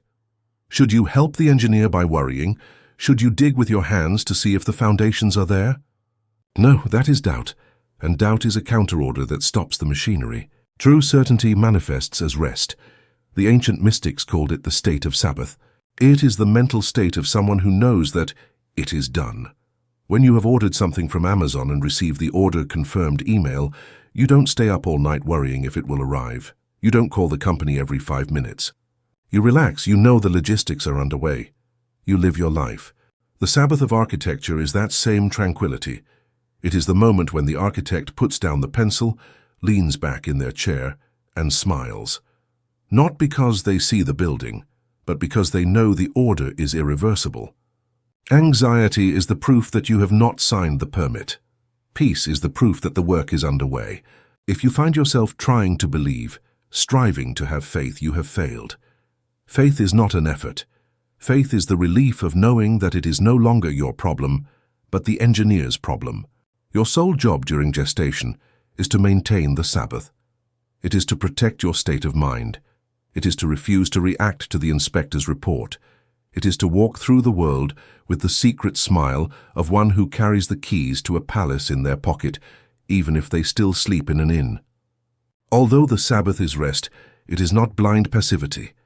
The world, the inspector, will knock on your door again. Fear will try to enter. Certainty requires maintenance. Every time doubt arises, every time external reality hits you with a negative fact, you must renew your signature. You don't have to redraw the blueprint. You don't have to start from scratch. You just have to stamp the seal of "it is done" again. When you see the bill, you feel fear rise. Immediately, the architect intervenes. "Oh, stop, that is the old structure. My signature remains valid on the abundance blueprint. I trust." Persistence is not fighting reality every day. It is the gentle stubbornness of returning to certainty every time you get distracted. It is the capacity to hold the vision of the finished building superimposed over the vacant lot until the physical stone fills the space of the mental vision. Chapter 8. The Void Workshop, the Night Design Ritual. You must understand how your construction crew works. Your conscious mind, the daytime architect, is noisy, critical, and limited. Its energy is electric and fast, beta waves. It is excellent for surviving in traffic, but terrible for magic. Your subconscious mind, the nighttime engineer, is silent, vast, and omnipotent. Its energy is magnetic and deep, theta and delta waves. The construction of your reality happens on the night shift. While you sleep, your engineer is awake. It is repairing your cells, consolidating your memories, and most importantly, communicating with the quantum field to organize the events of the next day. What you do just before sleeping determines the instructions the engineer will follow for the next 8 hours. If you go to sleep worrying about money, you are handing the engineer the scarcity blueprint, and it will spend 8 hours building financial obstacles for your morning. If you go to sleep angry, you give it the conflict blueprint, and it will build fights for your future. Most people use the moment before sleep to review their problems. That is to say, they use the most sacred moment of creation to plan their own destruction. The master architect uses this time to enter the void workshop. What is the void workshop? Technically, it is the hypnagogic state. It is the nebulous border between wakefulness and sleep. It is the moment when your body is so relaxed that you stop feeling it. External noises fade away. The critical logic of the inspector turns off. Your brain descends from beta waves to theta waves. In this state, something miraculous occurs. Resistance disappears. During the day, if you say, "I am rich," your logical mind shouts, "Liar." But in the void workshop, the logical mind is asleep. If in this state you introduce the blueprint of "I am rich," there is no one at the door to stop it. The blueprint enters directly into the system's core. The engineer receives it without filters, as an absolute truth. The void workshop is the clean room of mental architecture. It is a sterile space free of the bacteria of doubt and fear. It is the only place where the raw material of reality can be manipulated without contamination. The transfer protocol. The goal of the night design ritual is not to sleep well, although that will happen. The goal is data transfer. It is the deliberate act of leveraging the last 10 minutes of your wakefulness to upload the program you want to execute. Imagine you are a spy who has to deliver a briefcase with secret documents to a contact who only appears in the fog just before dawn. You are the spy. The briefcase is your master blueprint, the image and emotion of your fulfilled desire. The contact is the engineer, the fog is the sleep. If you arrive at the appointment, fall asleep without the briefcase, without visualizing your desire, you have missed the opportunity. The engineer will work that night without new blueprints, simply repeating yesterday's old patterns. If you arrive at the appointment with the wrong briefcase, thinking about your problems, the engineer will take those disaster blueprints and faithfully build them. The ritual consists of reaching that border state, with the master blueprint firmly secured in your attention, and softly releasing it into the engineer's hands right at the moment consciousness fades. Entering the void workshop requires a precise protocol. It is not something you try, it is something you execute. It is a process of systematic decompression that takes your brain from the high frequency of wakefulness, beta, to the low frequency of suggestion, theta, without losing consciousness in the process. This is the protocol for entering the workshop. Phase 1, sensor disconnection, the building shutdown. The first step is physical. Your body is the anchor that keeps you tied to physical reality. As long as your nervous system is receiving strong signals from your muscles or eyes, your brain will stay in alert mode. To enter the void workshop, you must convince your body that it is no longer needed. You must turn off the lights of the physical building. 1. The posture of non-interference. Lie down in bed. The position is critical. Do not curl up in a fetal position yet. That is an unconscious posture.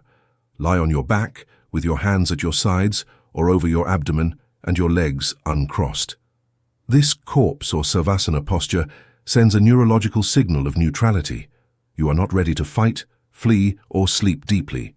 You are ready to receive. 2. The tension scan. The engineer will not accept new blueprints if the security system, muscle tension, is activated. Perform a quick scan. Start with the jaw, where anger is stored. Move down to the shoulders, where burden is stored. Continue through the stomach, where fear is stored. With each exhalation, give the mental command, shut down. Feel the electrical energy leave the muscles. Feel yourself becoming heavier. Your goal is to reach a point of bodily insensitivity where you lose clear notion of where your hands end and the sheet begins. When the body becomes blurry, the mind is freed. Phase 2. Descending the staircase, theta induction. Now that the body is still, you must slow down the mind. You must lower the brain revolutions from 20 cycles per second, active thinking, to 4 to 7 cycles per second, the state of lucid dreaming. If you try to visualize your desire now with the mind still racing, it will bounce back. The cement is too hard. You must soften it. The inverse staircase technique. Imagine a spiral staircase descending into the warm, safe darkness of your basement, your subconscious. Begin counting backward from 20 to 1, but it is not just counting. With each number, you must feel yourself descending one step. 20, deeper. 19, heavier. 18, releasing.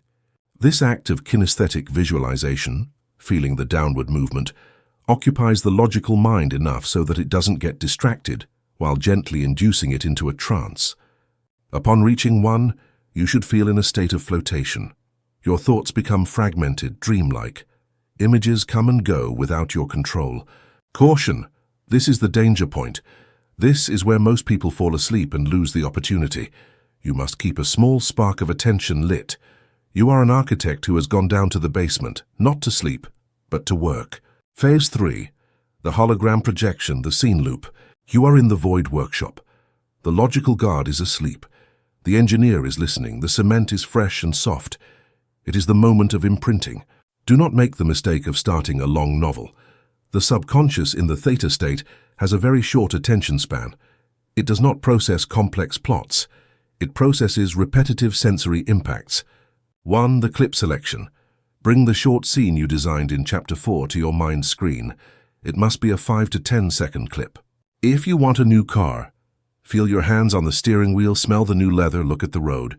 If you want a partner, feel the ring on your finger, feel the weight of their hand on yours. If you want health, feel the wind on your face as you run, feel the strength in your legs. 2. The repetition loop. Execute the scene. Live it in the first person, do not see yourself from outside. When it ends, rewind and start again. Over and over. Do it with a soft rhythm, like a lullaby. Do not strive to see it in 4K if you can't.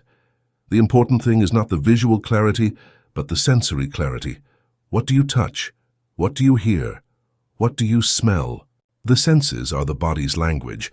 By involving imaginary touch, you are tricking your nervous system into believing the experience is real. Phase 4. The injection of substance, the feeling of fulfilled desire. While the visual loop spins, you must add the secret ingredient, the high-quality building material, Chapter 5, the elevated emotion. The image is just the container. The emotion is the content. With each repetition of the scene, intensify the feeling associated with success. Do not seek explosive euphoria, that would wake you up. Seek the feeling of deep relief, serene gratitude, or satisfaction. That internal sigh of, finally, it's done, thank you. That it is done vibration is the ink that engraves the blueprint onto the subconscious. Feel how the reality of your bed and room fades, and the reality of your imagined scene becomes more solid, more real, more present. You are displacing your point of entanglement. You are moving vibrationally into your new house. Phase 5, the handover, the moment of transfer. This is the final and most delicate step. Your goal is to fall asleep inside the scene. Do not end the exercise, open your eyes, and then settle into sleep. That breaks the spell. That tells the subconscious, what we just did was an exercise. Now we return to the reality of the empty bed. You must fall asleep while repeating the loop. You must let the imagined scene be the last content of your consciousness before the light turns off. It is like a relay runner. You, the conscious, run with the baton, the blueprint, to the limit of your endurance, and just when you collapse, sleep, you pass the baton to the next runner, the subconscious. If you manage to have the sensation of the fulfilled desire be your last conscious fragment, you have won the game, because the subconscious does not sleep. It takes that last feeling and multiplies it throughout the 8 hours of sleep. It cooks it, it structures it, it turns it into its operating instruction for the next day. You have gone to sleep as a poor man, but your subconscious will spend the night restructuring your universe to turn you into a rich man, because that was the last order it received. Technical troubleshooting. I can't visualize. It doesn't matter. Use a phrase, a verbal lullaby. Thank you for my perfect health. Repeat it like a mantra until you fall asleep. The internal sound also works. I fall asleep too quickly. Do the exercise sitting up in bed and only lie down when you feel you have the scene clear, or do it in a slightly uncomfortable position until you capture the sensation. I have insomnia. My mind won't stop. That means you haven't discharged the body's energy, phase 1, or that you are trying too hard. The paradox of inverted effort. If you can't visualize, simply focus on the feeling of thank you. Gratitude is the frequency of reception. Fall asleep saying thank you, even if you don't specify why. The engineer knows what you want. How do you know if the ritual worked? You will know by how you feel in the first second of waking. If you wake up with the usual anxiety, the blueprint was not recorded. The old program ran during the night. But if you wake up with a strange sense of peace, with an involuntary smile, or with a quiet certainty that something good is going to happen, then you have succeeded. That residual feeling is the smell of fresh paint in your new mental house. It means the engineer has been working all night.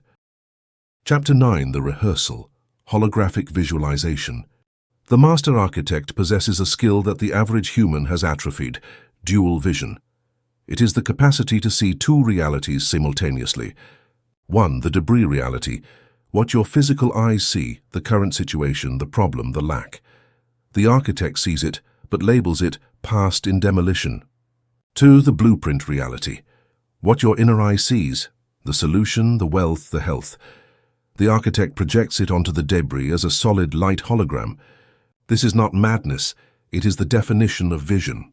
When a physical architect stands on a muddy, rocky lot, they don't see mud. They see the finished building.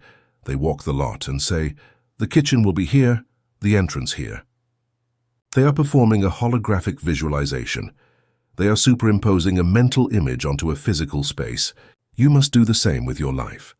The rehearsal is the practice of walking through your day, projecting the hologram of your fulfilled desire onto the structure of your current life. The neurobiology of rehearsal, tricking the brain. Why is this rehearsal vital? Because the brain learns through familiarity. Your subconscious, the engineer, is afraid of the unknown, as we saw in Chapter 3.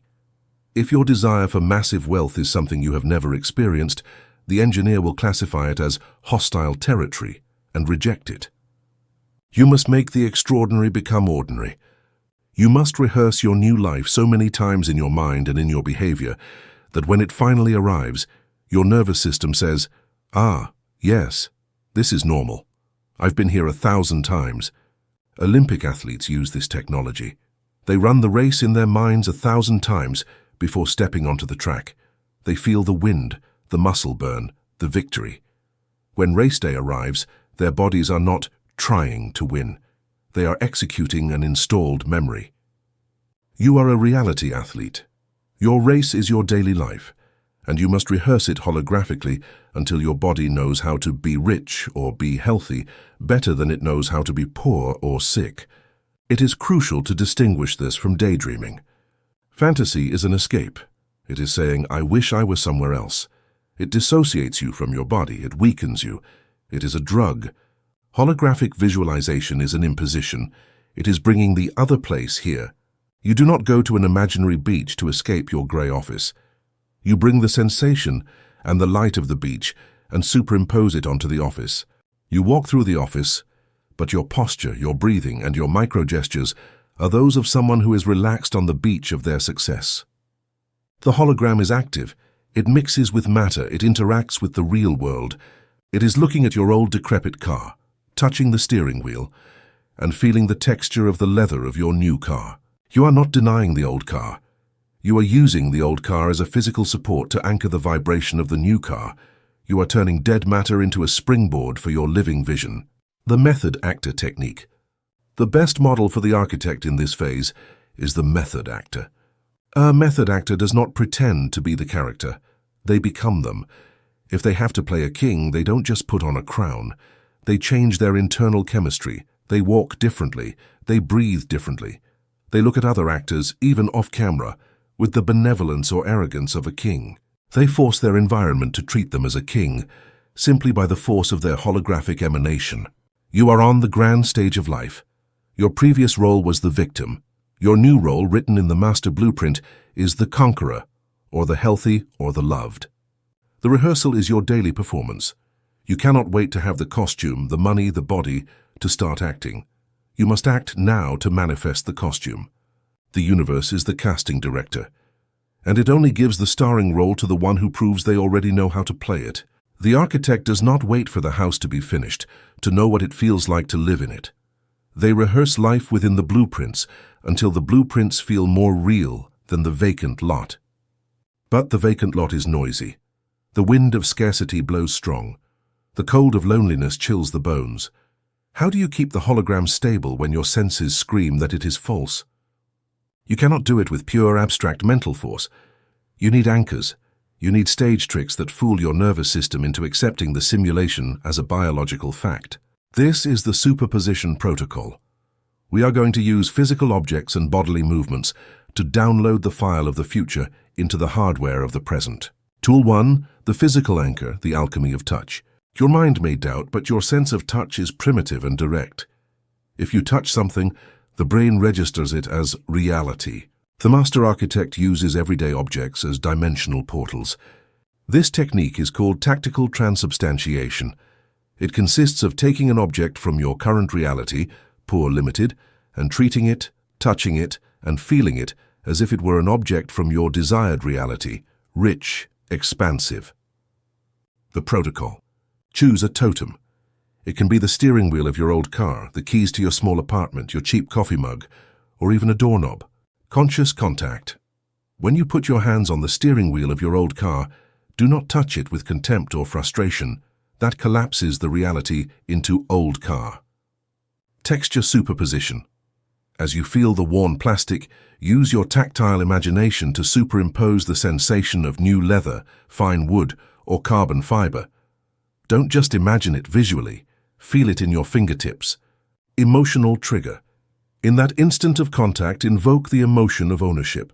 How does it feel to drive my luxury car? Feel the security, the power, the silence of the engine, even if the real engine is noisy.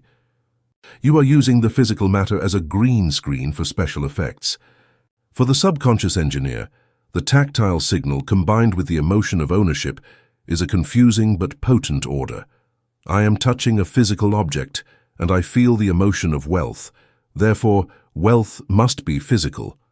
By doing this repeatedly, the object stops being a reminder of your lack and becomes an anchor of your abundance. Every time you touch those keys, you activate the hologram. You turn your current environment into the simulator of your future.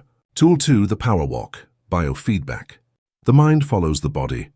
It is almost impossible to sustain a thought of, I am a successful architect, if your body is collapsed in a posture of defeat, with slumped shoulders and shallow breathing.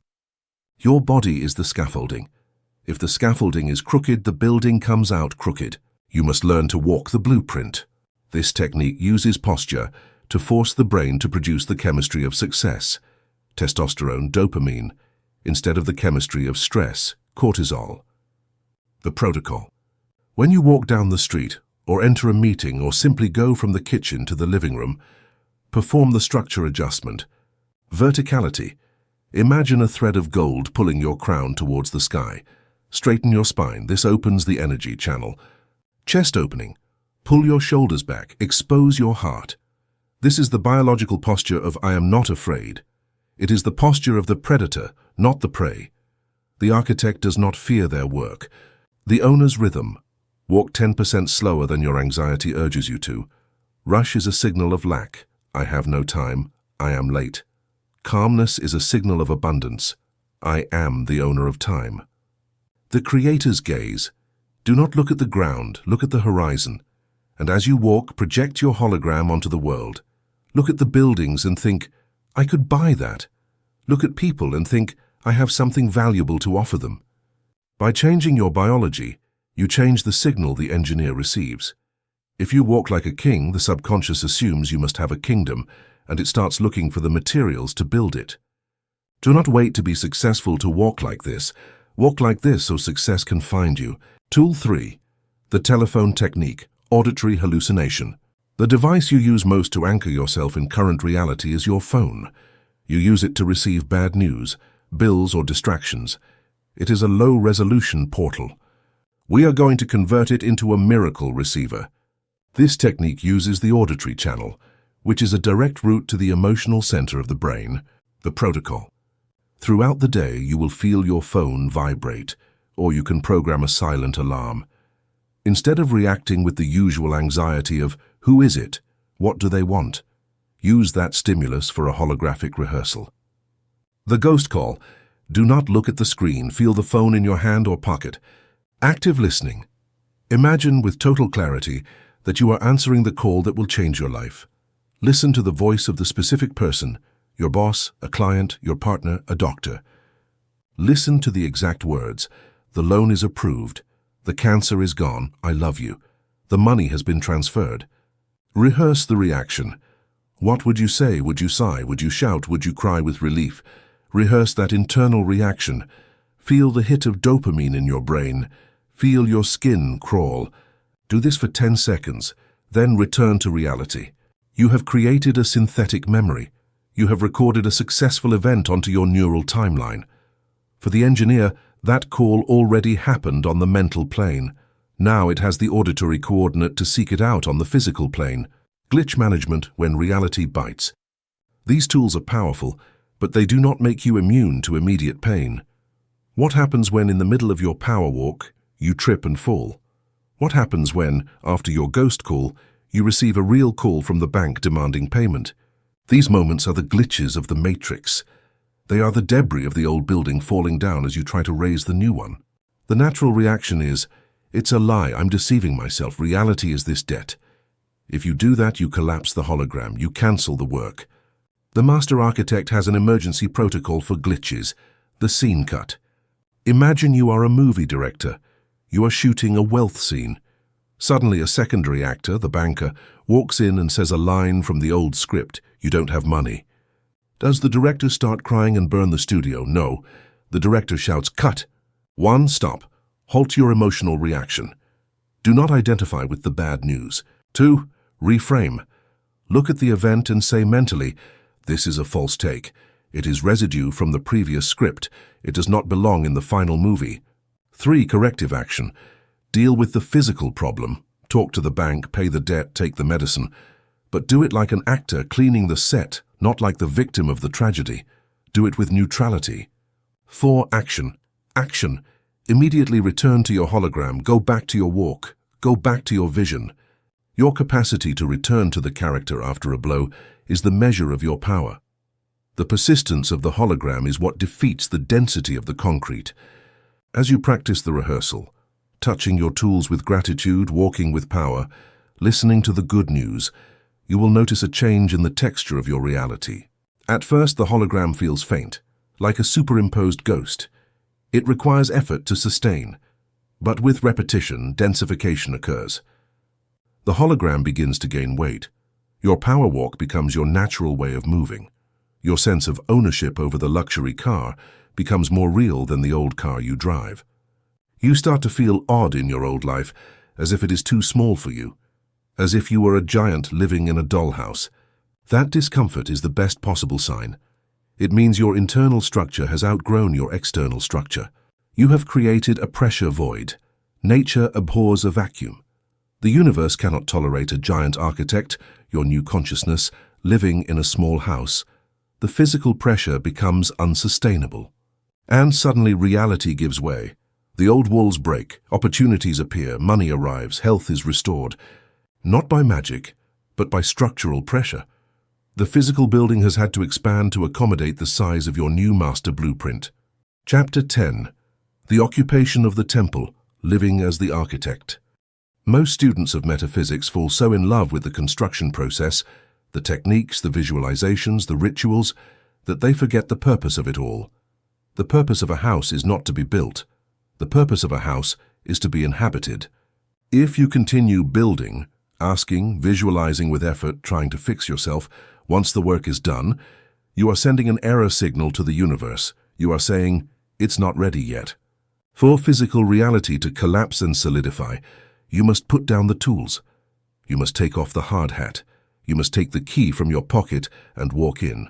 To understand the occupation, we must differentiate between two vibrational states, the state of arriving and the state of being. The state of arriving, the traveler.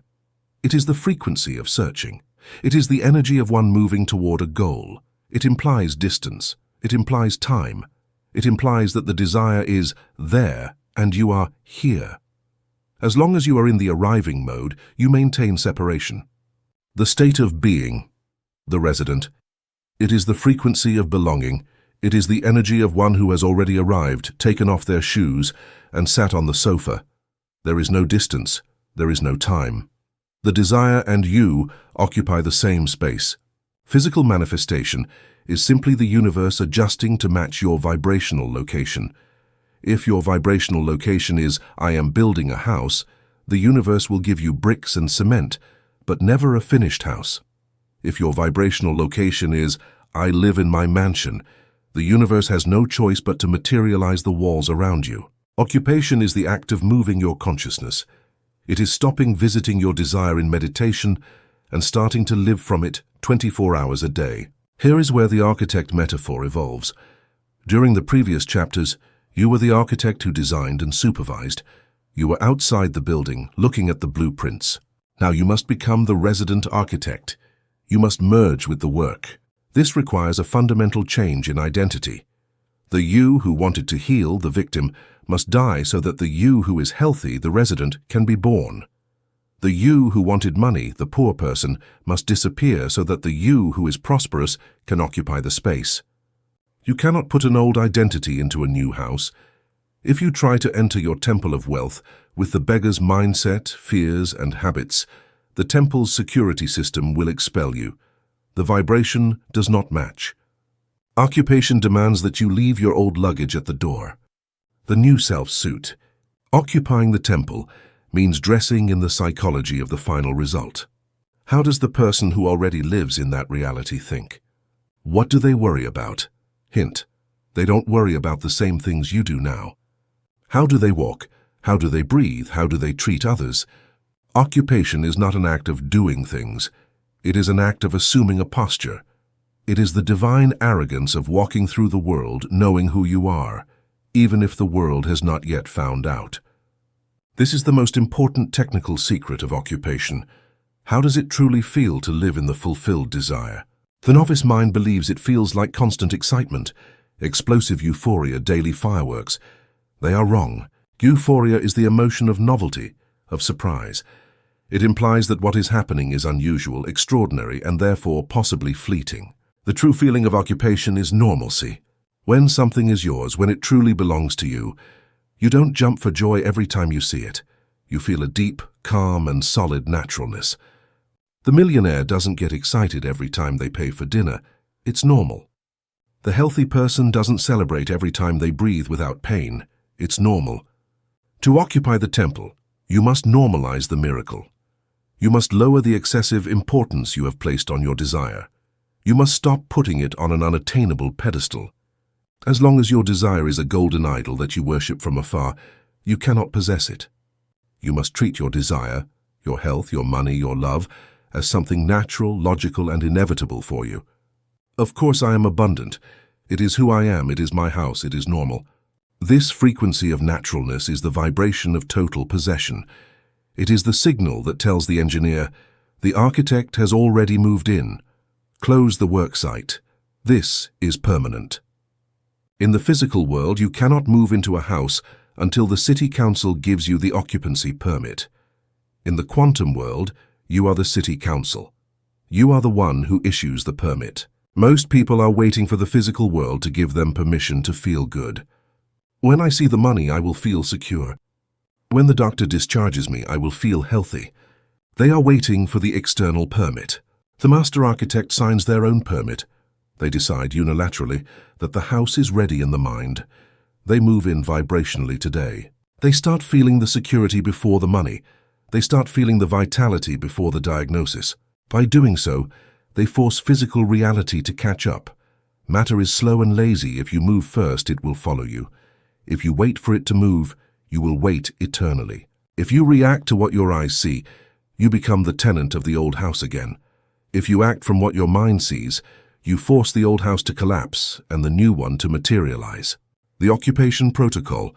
This is the occupation protocol.